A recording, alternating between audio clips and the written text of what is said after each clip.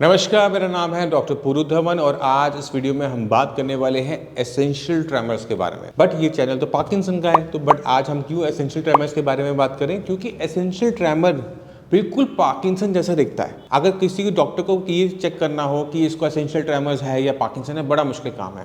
तो उसी मुश्किल काम को आज हम आसान करेंगे इस वीडियो से आपके लिए, कि जिससे आप अपनी कंडीशन को जान पाओ कि आपको पार्किंसन है या एसेंशियल ट्रेमर, क्योंकि दोनों में बॉडी हमारी हिल रही है।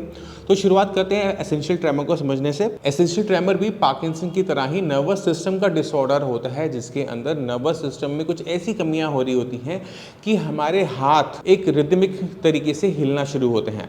और अक्सर इसमें क्या देखने को मिलता है, कोई एक हाथ में दिक्कत है, यानी दूसरा हाथ ठीक है बट एक हाथ में हमें शेकिंग मूवमेंट देखने को मिल जाती है। अगर हमारे दोनों हाथ में आ रही होती है तो अक्सर वो पार्किंसन में होती है, अगर एक में हो रही है तो एसेंशियल ट्रेमर्स होता है। ये पहला फर्क हमें देखने को मिलता है। एसेंशियल ट्रेमर में एक और खास फीचर ये होता है कि एसेंशियल ट्रेमर के जो हमारी ट्रेमर्स होते हैं, जो झटके होते हैं, वो तब आते हैं जब हम कोई काम कर रहे हैं। यानी मैं फोन उठा रहा हूँ तो मेरा हाथ कांपने लग गया। मगर पार्किंसन में क्या होता है, मेरा हाथ रेस्ट पे फिर भी शेक कर रहा है। यानी जब मैं काम नहीं कर रहा, अगर आपका हाथ तब हिल रहा है तो पार्किंसन होने की संभावना ज़्यादा होती है।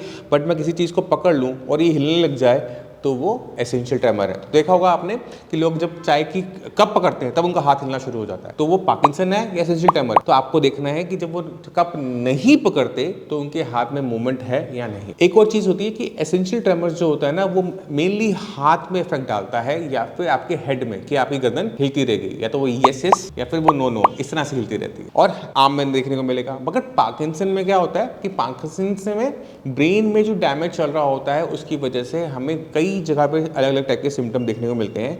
यानी पेशेंट की जो चाल है वो बेबी स्टेप की तरह हो जाएगी, छोटे छोटे कदम लेगा, आगे की तरफ वो झुकना शुरू कर देगा। तो हमें ये सिम्टम्स भी एक्स्ट्रा देखने को मिल जाते हैं पार्किंसन के अंदर। दोनों में आवाज़ का फर्क आ जाता है, यानी वो जो बोलना चाहते हैं उसके लिए वो अपना पूरा मुंह नहीं खोलते, मुंह बंद रख के लिप्स को बहुत हल्का से खोलेंगे और फिर बोलेंगे, जैसे मेरा नाम डॉक्टर पुरु धवन है, ऐसे बोलोगे। यानी पूरा मुंह खोलने की ना वजह से आवाज़ क्लियर नहीं होती दोनों ही कंडीशन के अंदर।